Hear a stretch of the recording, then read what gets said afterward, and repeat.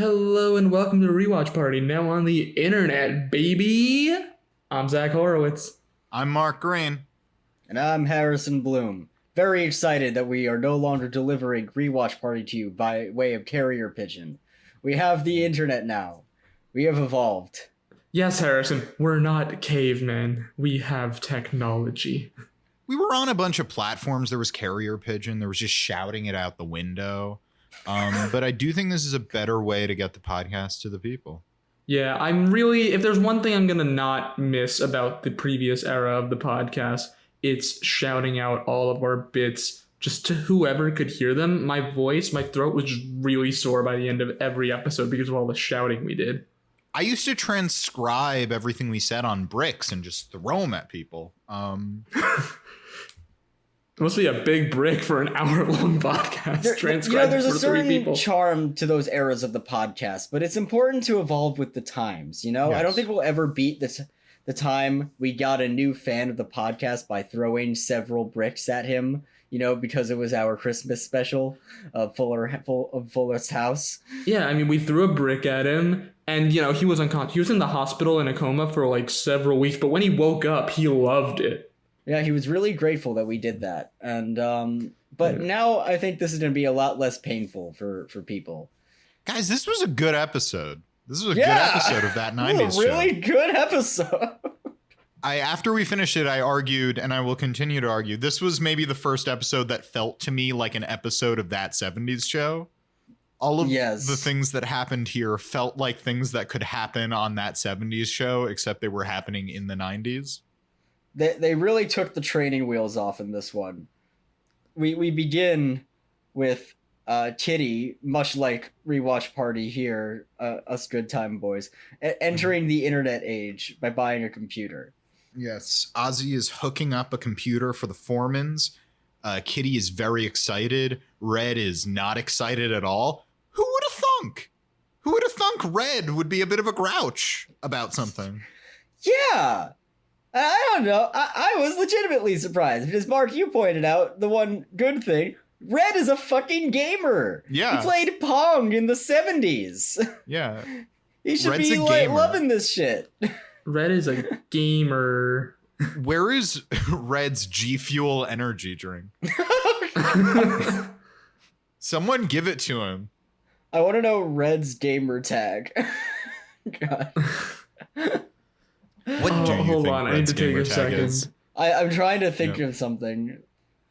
There's definitely a pun in there with the number 4 and Foreman, right? Oh yeah, definitely. Yeah, Foreman is definitely there. I'd say it's probably XX foot in your ass XX. No, that's it. Zach, you got it in one. I'm so sorry. I suggested anything otherwise because you're objectively correct. Oh yeah. Yeah. Or maybe he's XX foot in your ass XX2 because XX foot in your ass XX was already taken. It was taken by Eric, who wanted to steal it from him. Oh, yeah. It was taken from Eric in just an act of pure pettiness. Yep. You guys are just hitting the nail on the head this episode. Red is definitely angry that Eric is a little better at Halo than him. Oh, yeah. Yeah. Oh, yeah. Yeah. I feel like Red would be the kind of person who would, play Madden, but, not really know how, Madden works. It's back in my day, people used to play football in real life and not on the Xbox. Yes. Yes. I did want to mention, because I did want to say the other thing about that we learned in this scene about Red, other than the fact that he doesn't like computers, which is weird because he's such a gamer, is that he thinks the computer is connected to the government.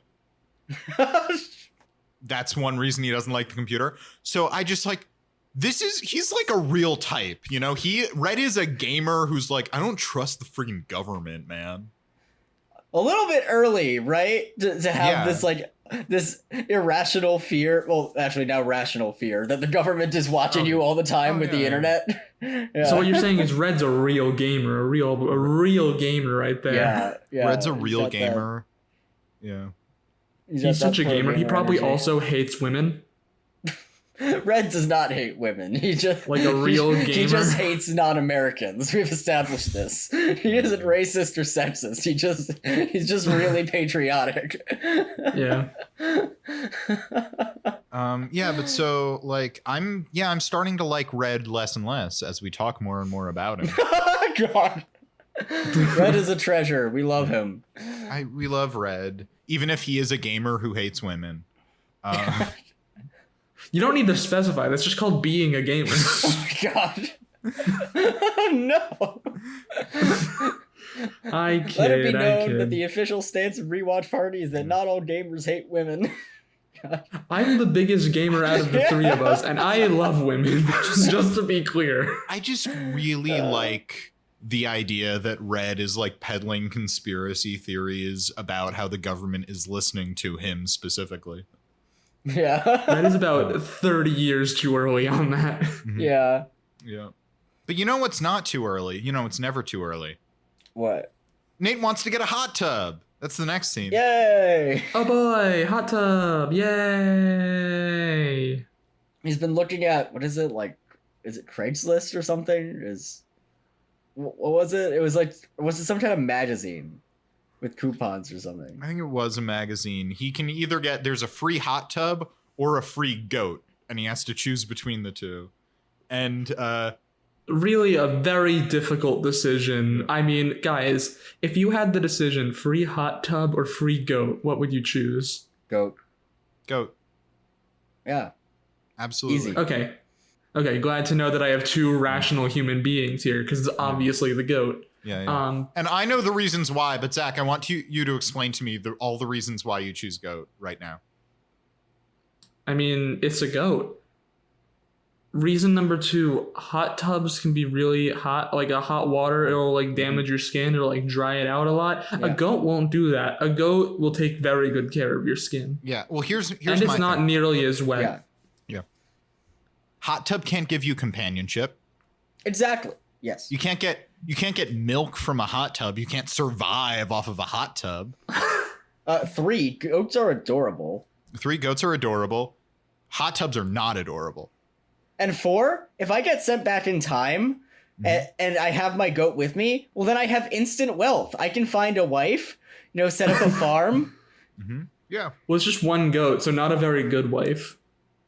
I mean, you got to start somewhere. You got to set up the farm, maybe get a few more goats. Your wife? Eventually you get a wife, start a farm, get more goats, upgrade your wife. What I'm saying is maybe I was thinking this in the wrong order. First, you get the farm with your goat, you make some money, you start your side hustle, and then you get a few more goats, with the money that you've invested into this farm, and then you find a wife, suitable to the number of goats that you have accrued. I feel like the original goat would feel very betrayed by you selling him off to... Well, that's your main goat. Zach, you don't even need to sell that goat.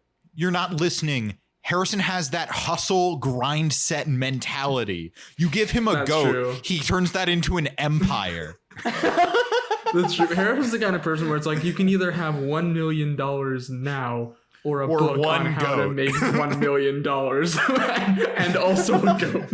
And he would pick the book and the goat because that's passive income, baby. Absolutely. Because you didn't earn that $1 million, but you give him a goat and he will earn $1 million. But you give him a goat and a book on how to earn $1 million, and the goat will eat the book, and Harrison will not make $1 million.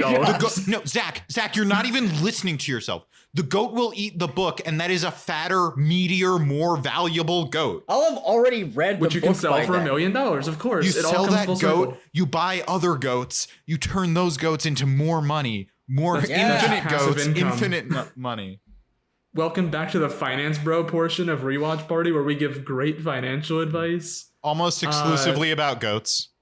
Sometimes we talk about Elon Musk and how we wish that Elon Musk was a goat, because then we could be like, this is goat. He's a funny goat man who owns Twitter. Actually, I think I would prefer it if Elon Musk was a goat. That would just be a lot easier. Anyway, also, so Nate and Nikki are going to get glamour shots, and Nate is upset that she doesn't want to go try out a free hot tub with him. And there's just a line that I very much like where he says, "You never want to talk about our relationship." in reference to her not wanting to consider getting a hot tub or a goat. Well, yeah, the hot tub is a very important part of their relationship. As is the goat. Anyway, Leia is like short-circuiting Jay by basically saying like, hey, you're cool with how we're just friends. And he's like, yeah, I'm cool. It's cool. I love it. It's cool and I love it. It's cool. It's good. I love that he's like glitching like a video game character. Like he's become an NPC straight out of Skyrim. Just like, oh, wow, are we going to just be friends today? Saying something weird like that. Lovely time it is in the 90s, isn't it? Oh, God. Lovely time it is in the 90s, isn't it? Oh, God, yes. Just the one voice line over and over. Well, he does, like, Nate asks him, like, hey, you want to go try out the hot tub? And Jay is like, yeah, sure. Wait, what? Yeah, sure. Wait, what? Wait, what? Yeah, sure. I just really like a dumb hot boy right there. We love a good himbo. It's very entertaining. And Jay is we love a good himbo. He's no Jimmy Gibbler, but he's a great himbo. Mark, I don't think anybody will ever beat Jimmy Gibbler. You go into the dictionary and look up the word himbo, and it's just a picture of Jimmy Gibbler. It's a picture of Jimmy Gibbler, but the thing is that is also a picture of Michael Kelso. Oh my God. Although I guess Michael Kelso isn't like nice, which is kind of a himbo prerequisite. Yeah, he's kind of like he's like a D tier himbo. Like he's got most of the traits, but he doesn't respect women, so that's like that just which is like one of the two main traits of being a himbo. Yeah. Yeah. It's pure of heart, dumb of ass. Yeah. And drinks respect juice. Yeah. But anyway, we go over to the next scene where Ozzy is furiously mayoing a sandwich. Yeah. He's mayoing that sandwich harder than I've ever seen anybody put a condiment on bread. Right, he's doing it really hard. I was going to write like he's aggressively putting mayo on a sandwich, and then Tyler said the phrase furiously mayoing, and I'm like, that's the phrase. Yeah. I don't That's the yeah, one. You're not going to come up with anything funnier than furiously mayoing that sandwich. And Leia's like, hey, Ozzy, why are you furiously mayoing that sandwich? And he's like, don't look at me. Actually, he doesn't say that. I said that right then. What he does say is that he wants to come out to Kitty. Yeah, I love this as a setup. That Ozzy is just going to come out to a stranger who he kind of cares about. Yeah. He says he has a 17-part plan to like come out to his actual family. And it like step 6, he tells us, is coming out to strangers he'll never see again. And we get a whole montage of him like receiving a pizza and going, hi, I'm gay. It's like a thing where it's like he picks up the phone and he's like, oh, I'm sorry, you have the wrong number. Also, I'm gay. And then he hangs up. But the best one is he's at like a carnival or amusement park or something like that, doing like some kind of bungee jump thing. Yeah, he's doing a bungee and he's jump. preparing to jump, and he goes, I'm gay. And you can just see the carnival worker on top just like nodding like good for him. Good that he's doing this. I would have loved to cut to like some Midwestern dad taking his kids to this fair going like, guess there's some gay kid doing the bungee jump. That would have been great. No. Yep. It's red. Good for that kid. Oh my God. It's red. Kitty, there's a gay kid doing this. Kitty, I think that kid has some sort of 17-step plan to come out to his actual family, and part of it involves jumping off a bungee jump and yelling to an entire fair that he's gay. Well, I guess we'll never meet him in person to hear it specifically. Oh my God. Kids these days with their needlessly complicated plans to jump out to their parents. Tyler pointed out at this point that one of Ozzy's greatest strengths as a character is just his desperation, which I counter by saying is not just desperation. It's like a very pragmatic, controlled, calm sense of desperation. Like this is a man who is like going through it, and he's just like outwardly he's just a stoic. He just Well, he constantly needs so much from everyone at every moment, but he's also not making a big deal of it. But he's also not making a small deal of it. You know what I mean? He's very much making his needs known to those around him, but he's not loud about it. Yeah, exactly. I love Ozzy. Ozzy's good. Everyone's good in this episode. This is a good episode. Yeah. And it's good. We go over to our next scene. Nate and Jay arrive in this person's backyard and they see the hot tub. Nate loves the hot tub and Jay is just so destroyed. He doesn't know what to feel with Leia rejecting his advances. Yeah. His life feels like a sandy, shaggy crack, which is a reference to the fact that they once stumbled upon a nudist beach. Good joke. This is a joke, yeah. Yeah. Nate says, "This is better than the time we..." Yeah. I love the dynamic duo of Jay as the Byronic emo hero and Nate, who's just like just a freaking weirdo. Like, just... I don't know what you're talking about. Nate is also very Byronic. He's like the definition of a Byronic hero. And he's very moody. He writes romantic very poetry. Stoic. Yeah. He writes romantic poetry about his heartbreak. He does karate on a tree in the woods. And also, like Lord Byron, he really liked hot tubs. Yeah. Lord Byron definitely would have been in hot tubs if they had them in the 19th century. I imagine he just like talks to people. It's like, "Hey, my name's Nate. I enjoy hot tubs and doing karate in the woods at night." In front of my girlfriend. In front of my girlfriend specifically, but you are welcome to watch if you want. Do you think he plays songs when he's doing karate in front of his girlfriend? Yes. Oh my god. What's the mood? What's the mood music there? Had Rocky come out by this point? Oh wait, what am I talking about? Of course it had. Yeah, that was. I was thinking of the 70s, so I was like, I'd imagine it's if I may interrupt.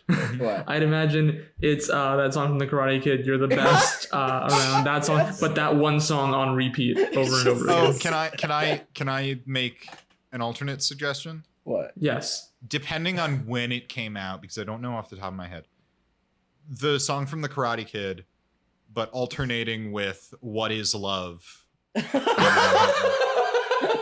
Because I just really love the image of him doing karate in the woods in front of his girlfriend. And one of them is like what you'd expect. It's like a pump up jam. But the other is just, he's so intense about it that it's so like, intense. What is love? Baby, don't hurt me. Musical bits. Musical bits. Or if I can throw in one more song. What? Because we know that at this point in time, in the timeline of the show, Batman Forever has come out. Kiss from a Rose? Kiss from a Rose. Ooh. Yeah, that Seal's Kiss from a Rose. For the sake of this bit, I'm going to stop it because I think the less songs there are on the playlist, the funnier it is. I'm sorry. It really is "You're the Best" around and "What Is Love."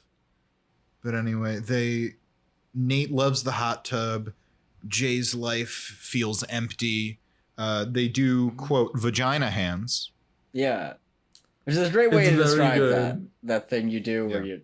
I don't know how to describe it. It's a thing where you you have you put your hands together and then you do like the Spock thing where you put your not the Spock thing. You just like where you put your you do the Spock thing and then you like interlock with someone else who's also doing the Spock thing and then you move like your palms out and it looks like a vagina. To anyone listening, you have to know that we are all doing it as Zach was describing that. Because we're idiots. My initial hesitation on is it the Spock hand or not? Yeah, no, I was having trouble doing it. I had to do the Spock hands on both separate hands and then put them together. Yeah, it's weirdly harder. That's surprisingly more effective than doing it with both hands at the same time while touching each other. Yeah, I don't know why anyone that's listening. the case. Yeah, anyone listening, you have to know we're doing it again. Every time we talk about it, we start doing it because we're idiots, because we're children. If you're listening to this, why don't you try it yourself at home? Grab your best friend, grab your mom, your worst enemy, whoever's nearby, a random stranger on the street. Be like, hey, you want to do vagina hands, and then do it with them, and you'll see. Yes. They'll know what you're talking about. Just shout vagina hands at someone. God. And they'll know what shout you're talking vagina about. hands at somebody, and they'll know exactly what you're talking about. And like they'll be like, "Oh my god, what the fuck are vagina hands?" That's code for yes, I will do vagina hands with you. Yes. Enough about vagina hands. An old woman comes out, an older lady. I say that to amend. She's not like an old woman, but she's an older lady. She comes out. She's the one selling the hot tub. Her husband died recently. Nate very astutely asks, how did he die? And she says that he drowned. And they ask where? And she says, a lake, don't worry. I love that this is a payoff from that joke from 2 episodes ago where Jay is about to kiss Leia and he says, oh, what's the old neighbor lady doing? And she says, oh, her husband drowned in a lake or something. And then leans in for the kiss. I forgot about that. I thought the joke was just, oh, her husband just died, and then leans in for the kiss. I thought these were two unrelated. No, he asks widows. How, and then she says, he drowned in a lake or something, and then leans in for the kiss again. Oh, all right. Okay. All right. I just wanted to say that I'm... Shows how much you know, Mark. I just wanted to say that I'm proud of my good friend Nate for asking if the hot tub is haunted. He wanted to learn more about the seller of the hot tub in her life, and also if the hot tub was haunted. Yeah, that's probably the main thing. He specifically states, good, I didn't want to buy a haunted hot tub. Yeah. Which, you know, fair. If someone drowned in my hot tub, I probably would not buy that hot tub. Nate is a man who knows his priorities. But the lady suggests they try it out. And so, the 3 of them get into the hot tub. Yep. 2 teens and this older lady. Mm-hmm. They're all moving just chilling, having a good time. Yeah. Just chilling, having a good time in a situation everyone can feel comfortable about. Oh, God. Yep. Yeah. Red, back at the Foreman's, accidentally wakes up the computer and immediately unplugs it. Because, I guess, what if something happened to him? What if, like, machines turned on him in some way? Oh and he lost a game of Pong to the CPU. And now he, like, doesn't trust them. Yeah, that's probably what it is. What? He's probably still, like, not over him losing 1 game of Pong to the computer. Or do you think he, like, saw RoboCop and was like, that's weird. That's weird. That robot man is punching a man who looks just like me.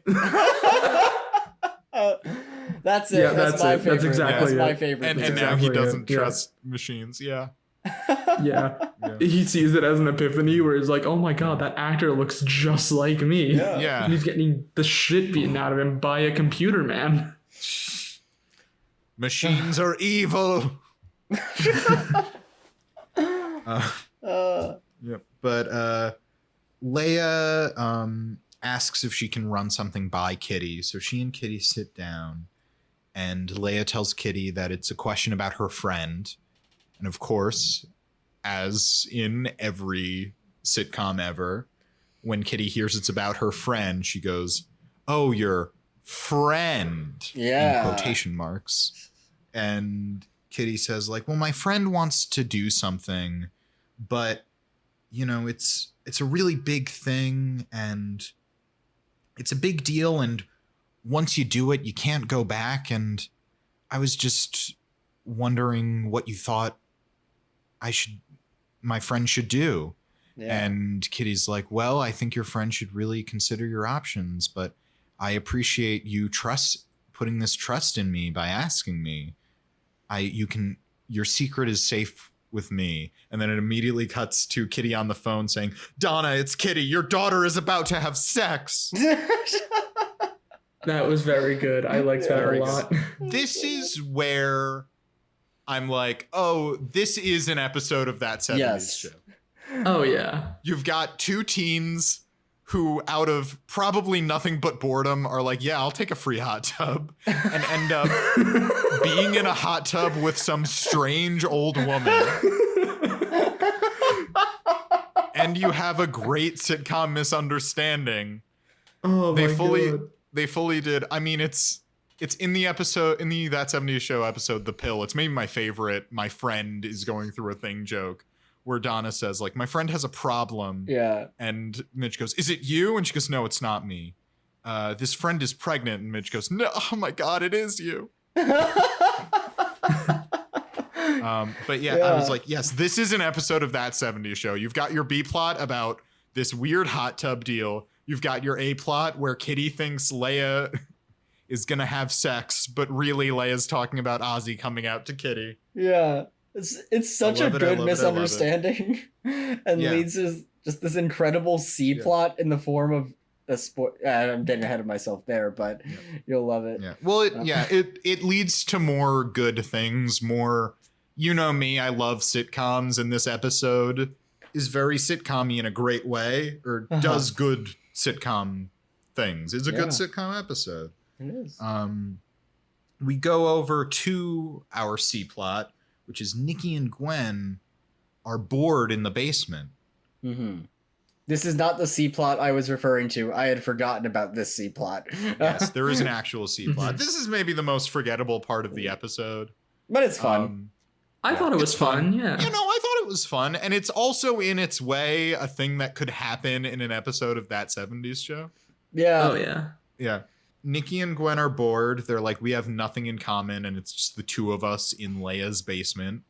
For some reason, I guess. This is like if Eric and Jackie just hung out by themselves. Like, it's like, yeah. They're very bored, and they're like, we have nothing in common. And then they go, well, we have one thing in common.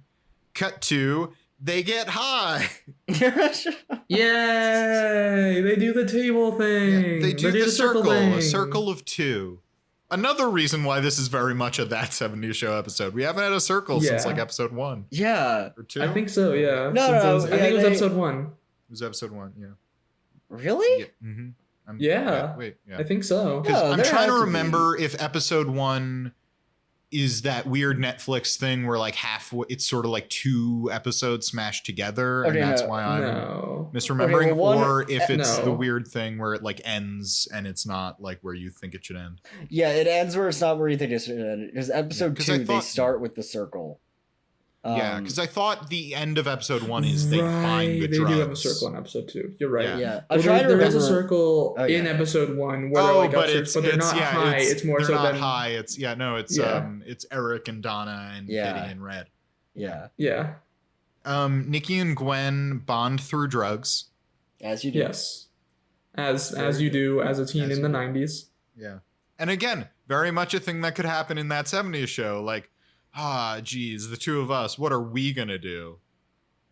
And then they have a weird little adventure fueled by drugs. They decide to call themselves Funyuns because they're fun, and I guess they are onions.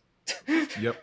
We go back to Ozzy is helping Kitty with the computer. He tells her to click to go online.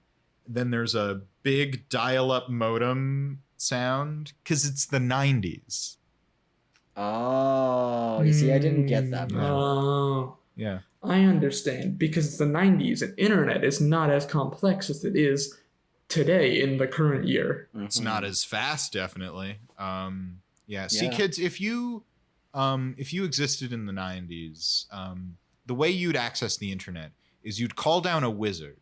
And then the wizard had to go to your house and he'd cast a spell. He said, I, Karmax the Great, do summon. It has to be Karmax the Great. This one wizard. He's the internet wizard. He has a big obligation. It's a whole thing. It's like, it's why the internet was slow, because he'd have to go to everyone's house.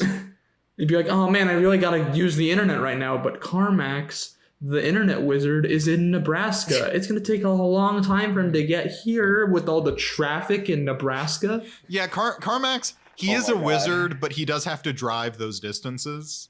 Yeah. He can't just like teleport. And he can't. No, he has to drive.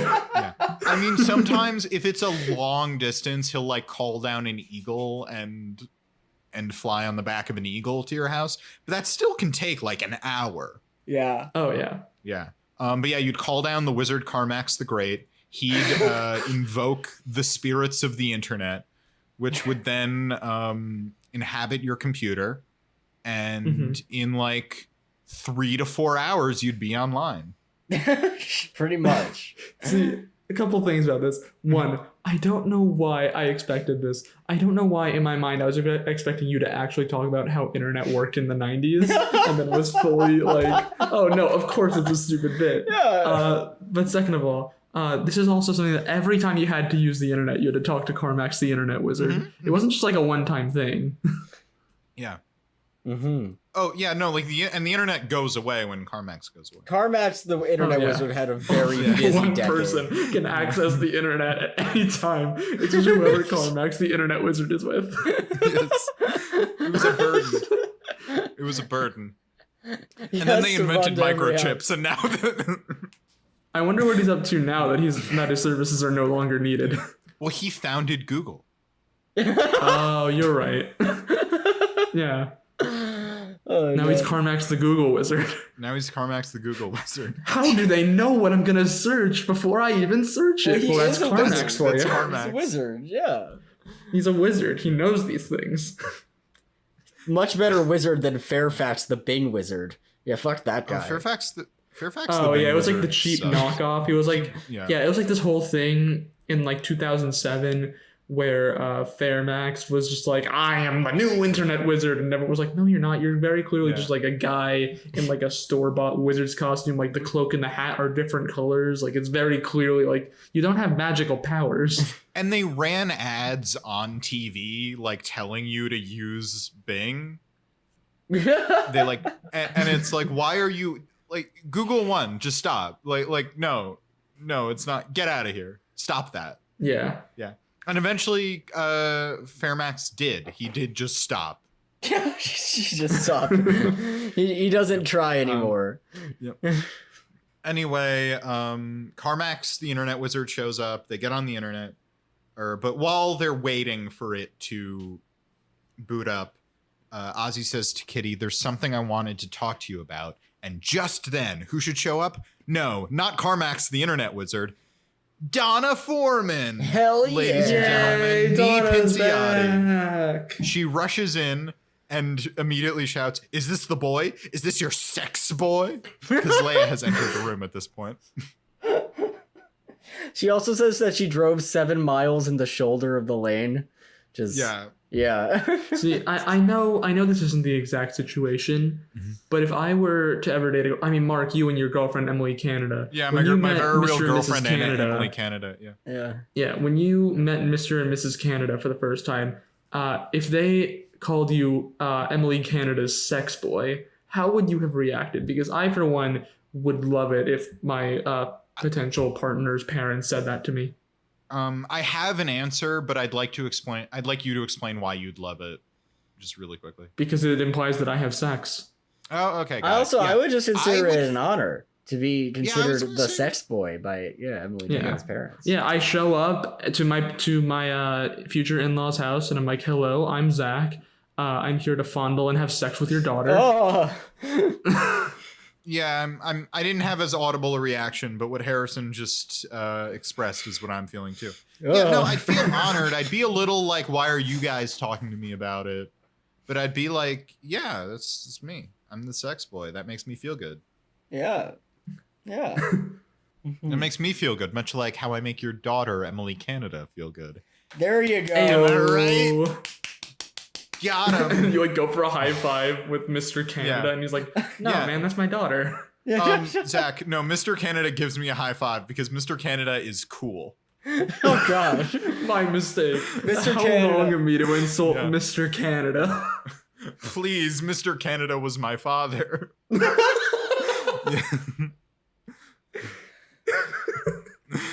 Mr. Canada like slips you a condom, says like, I'd rather you do it in the house than and that's when I say like, I think it's getting a little bit much. I think this is getting to be a little bit much, Drew. I call him Drew. We're close like that. Drew you call him Drew, but his name is actually Steve. And he's like, I don't want to correct him. He's been going on for so long now. I feel like it would just be weird to tell him. No, Zach, you can't stop making assumptions about my relationship with my very real girlfriend, Emily Canada's parents. His name is Stephen Andrew Canada. He goes by Drew. He goes by Stephen professionally, but is close friends because we're close friends because we've really bonded. Yes. Call him Drew. So yes, you're absolutely correct. His name is Steve, but his good friends call him Drew. Yeah. You're right, my mistake. I'm sorry, Steve and Andrew Canada. Hey, that's Dr. Stephen. Wait, what kind of doctor is he? He's a podiatrist. I thought a podiatrist! I was also thinking podiatrist. Damn it, Steve from Fuller House ruining us. I can't believe we all thought podiatrist. Well, we all thought podiatrist because Dr. Stephen Andrew Canada, the real podiatrist, is a podiatrist. Yes. Yeah. You're right. The real father of my real girlfriend, Emily Canada. Well, very happy. Emily, Ontario, Canada. Anyway. Also important in this scene, Donna hands Leia a bag of contraceptives that she got, and also in the bag is Valium that Donna got for herself. I love this. One of my favorite things about that 70s show is Donna is like the cool girlfriend, but in my opinion, she is often just as dorky as Eric is in a very distinct way. And you see a little bit of that here as she's desperately trying to handle this situation. Yeah. And I really love, it's really good. Leia explains to her, look, this isn't about me. Look, what I said to Kitty, that wasn't about me having sex. And then Ozzy gives her a look like, no, don't do that. And then Leia says, actually, it is about me having sex, which is, again, that's the other like sitcom-y thing that I'm like, oh, this is a good sitcom plot. This is like something that would happen in that 70s show, that now Leia has to lie to her mother about having sex. About being real horny. About being real horny because she's covering for her friend who isn't ready to come out yet.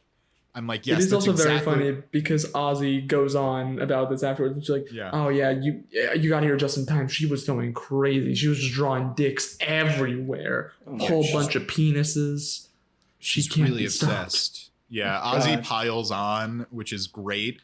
Again, I'm just like, this is a good episode. This all feels at home with, or of a piece with that 70s show.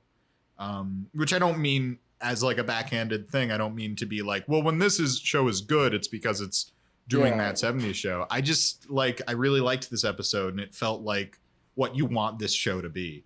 Yeah. Mm-hmm. Yeah. Donna tells Leia that it's time to have the sex talk, which Leia says she already had, but Donna says, well, we're going to use the real words this time. I love that progression. Like, no, you weren't actually ready. That was the fake sex talk. Yeah, we use the term ha-has and hoo-hoos. I referred to a butt as a whoopee cushion. We're not doing that this time. Wait, so there's gonna be no puppets? No puppets. This is strictly business, Zach. That's the worst sex talk I've ever heard of. Okay, maybe we'll do shadow puppets, but no more. Yes, no more than that. Sort of like Japanese no theater. Yes, exactly. Yeah. But we go over to Gwen and Nikki, who decide. Nikki says, "Oh, there's something that I usually do with Nate, but I think it would be better to do it with you." And you think it's something sexual, maybe. But no, they do glamour shots. They do a photo shoot of them in different outfits. Yeah. It's a very fun photo shoot montage. Yes, it's a fun photo shoot montage. I do have one question about this, though. What? Yes.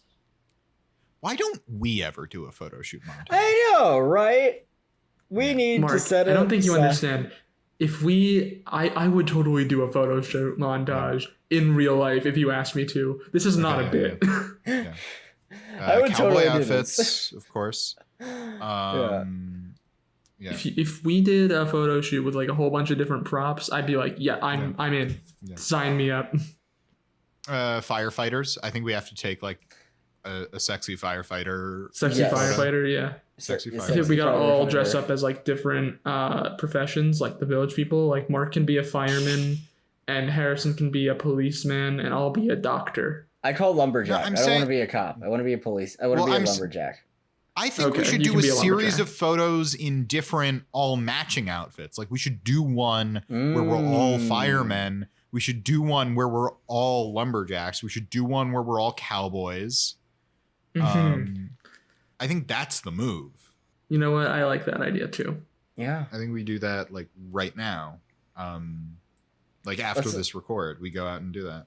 Why even wait? Sure. I'll just start it off right now, and I'll come and I will dress during up the in my recording session. lumberjack costume. Yeah. I'll bring out my lumberjack costume that I was saving in case of this occasion. Yeah. But anyway, we go back to Leia and Donna. Donna is just finishing up their new sex talk. Yeah. And Leia says, like, look, this isn't about me wanting to have sex. And then she admits that, look, there is a boy she's interested in, but she hasn't even kissed him yet. But she likes him. And Donna asks, have you told him? And Leia says, well, no. And she admits that she's maybe a little bad at this. And then Donna says, yes, you take after your father. He sucks. Like if there's anything about this episode, it really reinforces the fact that Leia is Eric Foreman's kid. Yes. It's a real Eric Foreman situation that she's found herself in. Oh yeah. The Eric energy is strong in this one. Yeah. You can imagine Eric having to cover, if he was in the 90s and had a gay friend who was trying to come out to his mom, he would have to cover by pretending to be a horny teen. Which of course he was, a horny teen. Which of course he was, yeah. Yeah. I do really like Donna says, like, you know, when Leia says she's bad at this whole thing, Donna says, like, yeah, you really inherited that from us. Or, you know, do you take after your parents? And Leia says, like, you struggled too. And Donna's like, no. No, your dad. Your dad was a loser. Have you met him? Yeah. We go back to the hot tub where Jay is opening up to the older lady who we find out is named Marion. And she tells him, like, look, I felt this way after my husband died. Like, there was nothing more in store for me. But life has plenty of surprises left for you. And so Jay is very comforted and put at ease by this strange lady in a hot tub. And then a teenage girl walks in and says, Grandma, I told you to stop tricking guys into the hot tub. It's such a good reveal. The fact that it comes so out of nowhere too is the best part. The fact that it's literally just like this other character, this completely new person that we've never seen before is like, Grandma, I thought I told you to stop inviting random men into the hot tub with you so you can see them without their clothes on and in the hot tub, you horny grandma. Oh my God. And she says that verbatim. This grandma has no chill. She's going. I do want to point out as well, for the fresh meat. Mark, you kind of skipped over it, but there's like a very fun thing where like after the life advice, Jay's like, yeah, no, I get it, thank you, and then Nate's just like, that's literally the same thing that I told you. It just came from this different person. Yeah. Also, these boys are very underage, Grandma. Be better. Yeah. Be better. Bad. Yeah. Bad grandma. There's also a very funny line where Nate is like, oh no, she didn't trick us into here. We're testing it out because she's giving us a free hot tub. That's good. Yeah. It's very good, yeah. But they get out and the granddaughter and Jay kind of flirt. We go back to the Foreman house. Ozzy thanks Leia for covering for him.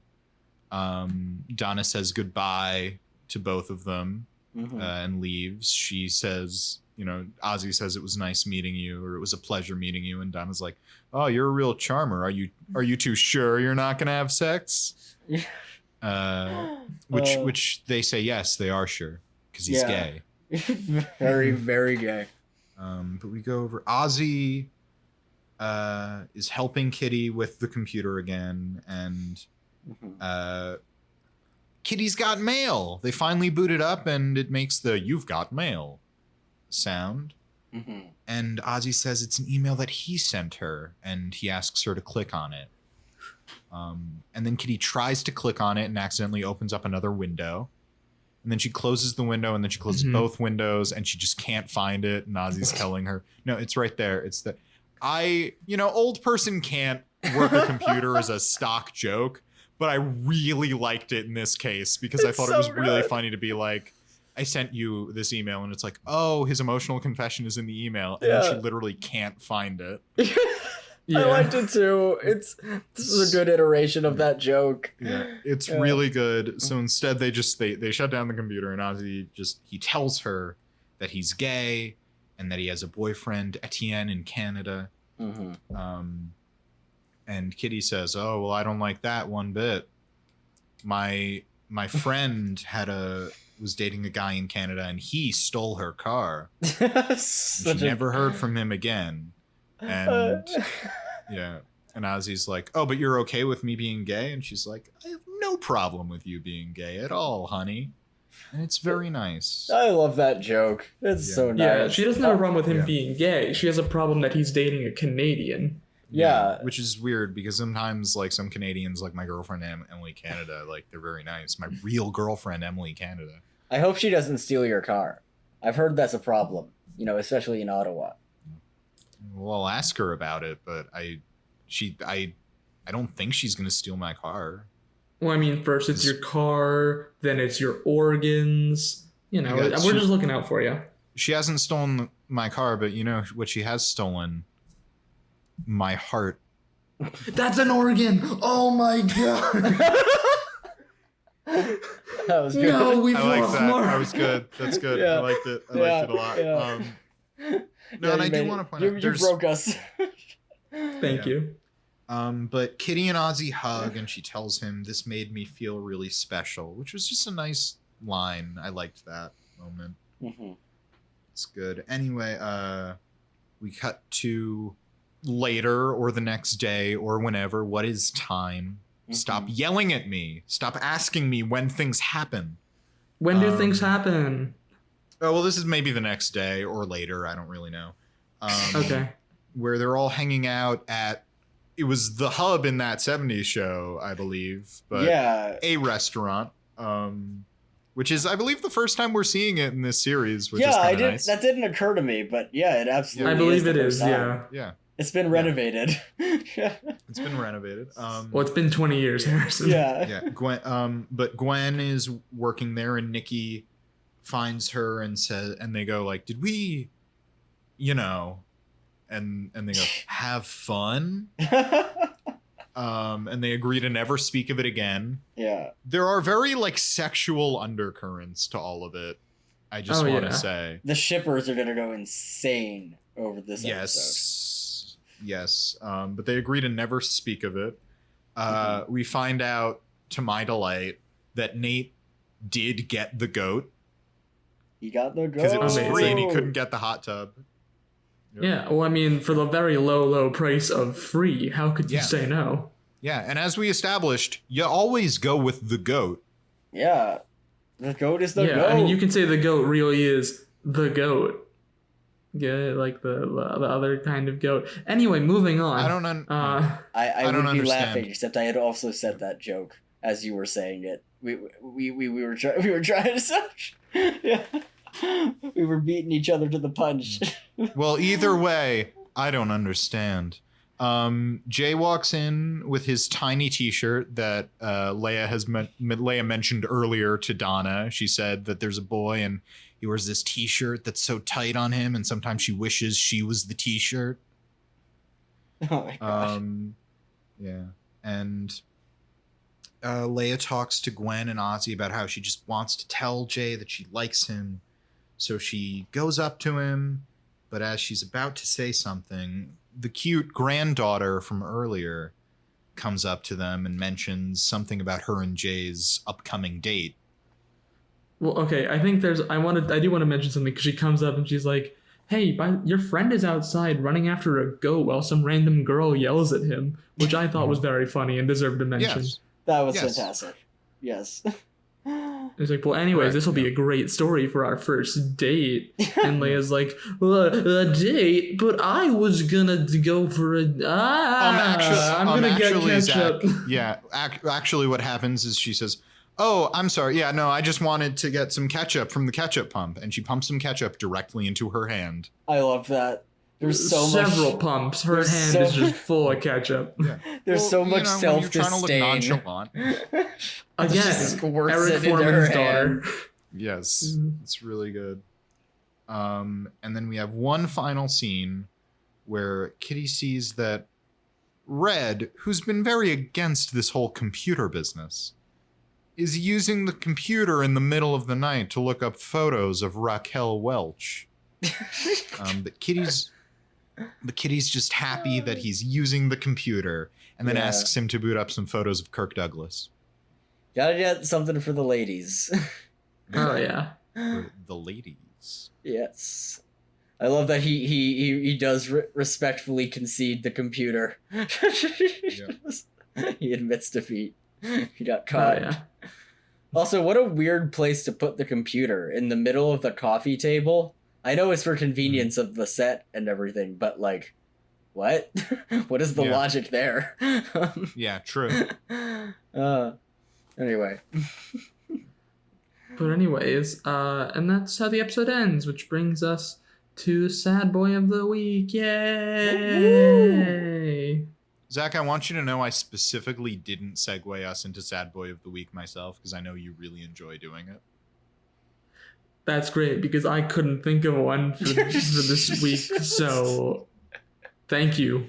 I'd like to nominate, we often toss her a nomination, but I do believe this is one of the first times where it's legitimately like, oh, this is sad in exactly the way we want. I'd like to put forward Leia.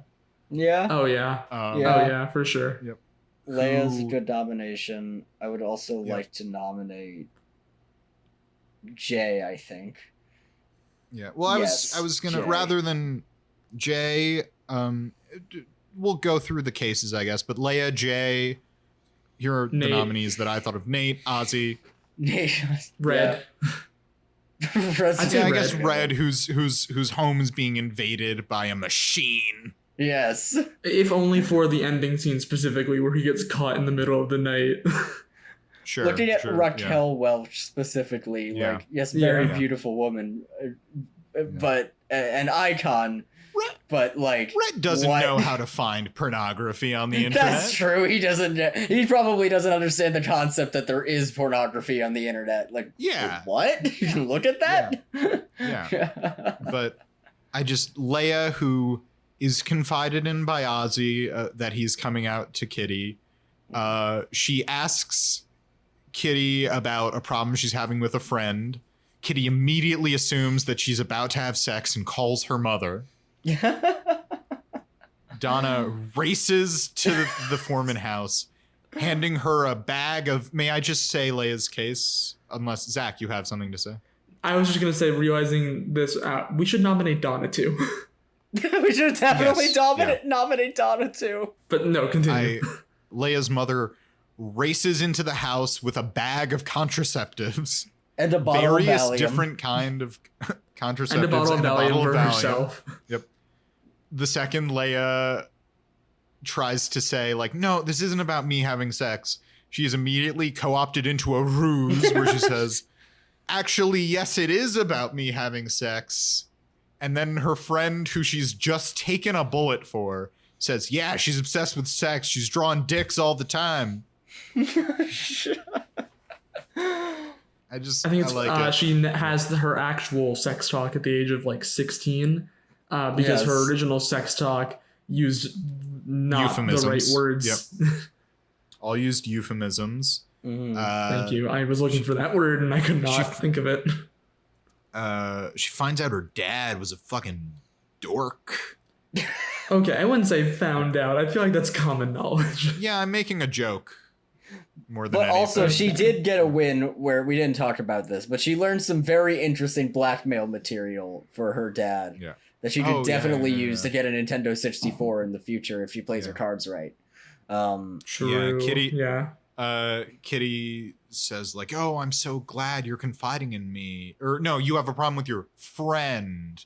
Eric used to have problems with his friends all the time. Like when his friend was wetting the bed, or when his friend had a crush on his teacher, or when his friend got a rubber band stuck on his genitals.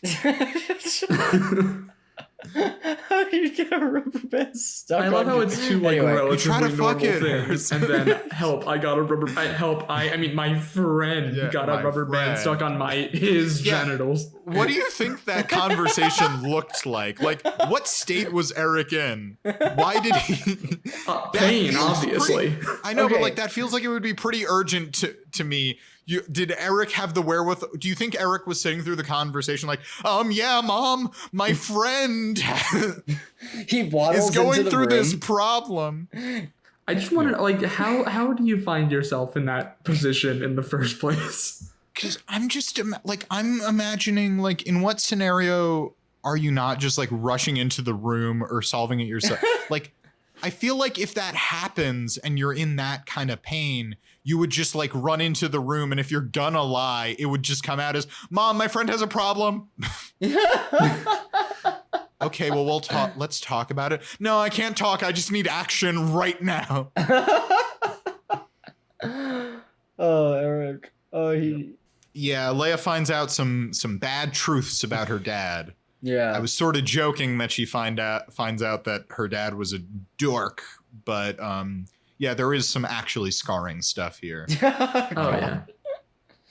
And then when she finally gets the courage to admit her feelings to Jay, she ends up squirting a bunch of ketchup into her hand.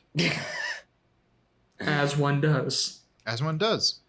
Jay, of course, is going through an emotional roller coaster. Leia rejecting his advances has completely destroyed his sense of self. It has destroyed his mind. He cannot cognitively function knowing that Leia just wants to be friends. He cannot cognitively function. He is tricked into a hot tub by an older woman. With Nate of all people.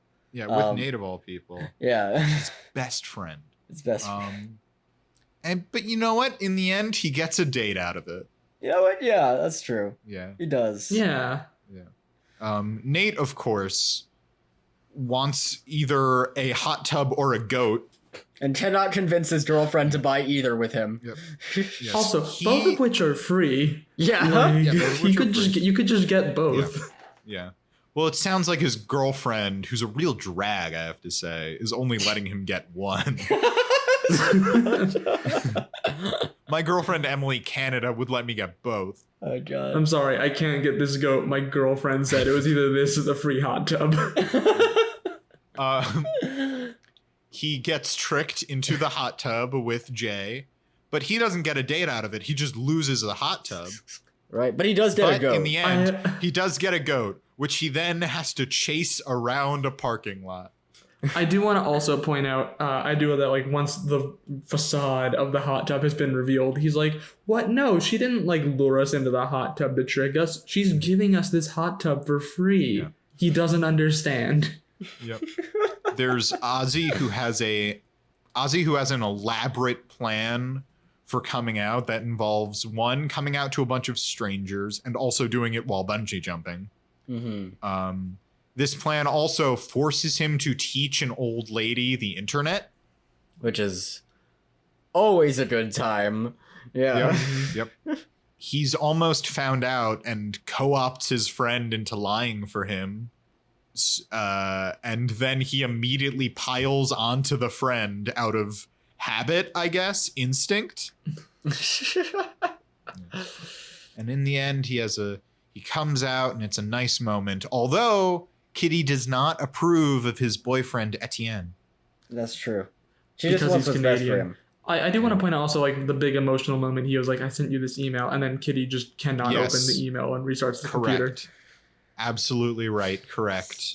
And then we have Donna, who drives like a mad woman on the shoulder of the road because she thinks her daughter is going to have sex. She buys a bag of every contraceptive that she can think of and a bottle of Valium for herself. Oh my god. She gives Leia the sex talk again. Yeah. And then just can't understand what she doesn't see in the obviously hetero Ozzy. Yeah, her gaydar is broken. Yeah. Oh yeah. Yeah. Mm-hmm. Yeah. And I think that's everyone. I think so. Oh my god, there's so much competition in this episode. I think I know who I'm voting for personally. I don't think they're gonna win, but this is my champion for this episode. Ahead. I have to vote for Nate on this one. Okay. Nate? Okay. I feel like you guys are gonna vote for Leia, but I need to vote for Nate.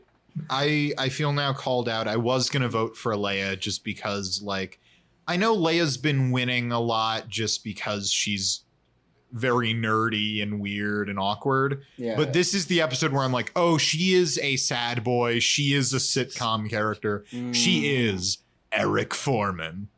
Oh my god, yes. I in many ways I agree, but I am conflicted. But Nate's very, very good. I am conflicted because the idea of a 17-step plan just to tell your family that you're gay just gets me in so many ways. There's so much sadness in this episode, but Ozzy, like, helping this old woman, the mom of a friend he met like a week ago, so that he can tell her he's gay. Grandmother of a friend. Oh, grandmother, right, yes. Grandmother of a friend who he met a week ago, so that he can tell her she's gay. It's so wholesome, but so sad. I think I have to vote for Ozzy. So do we need Tyler for another? We need Tyler to break the tie. Yeah. They call him Tyler the tie. They call him tiebreaker. I really, really thought you were gonna say they call him Tyler. That would have been better. Okay, I have the text. It's in. Yes. Tyler, and the winner of Sad Boy of the Week is, of course, I don't know why I'm saying of course. It was a tie. It's very close. Go. It's Nate, the GOAT. Really? Wow, that's an underdog. He went with Nate. I think that was an underdog winner, but I think it's a very sad episode. Yeah. Means that we liked it a lot. Yeah. I fully thought both of you were going to vote for Leia, and I was like, I need to at least put some respect on my boy Nate's name. Well, you won. But I didn't. But he won. So and that Nate was a respectable vote. It's very sad to be in the predicament that he's in. You want to take us out? All right. Well, that's going to do it for this episode of Rewatch Party. If you like what you just listened to, make sure to rate, review, and subscribe. All that fun podcast stuff. Make sure to like our Facebook page and follow us on Twitter and Instagram at Rewatch Party Pod. Once again, I'm Zach Horowitz. I'm Mark Green. And I'm Harrison Bloom. And until next time, keep rewatching. And whatever you do, never date a Canadian. What? Emily Canada would never.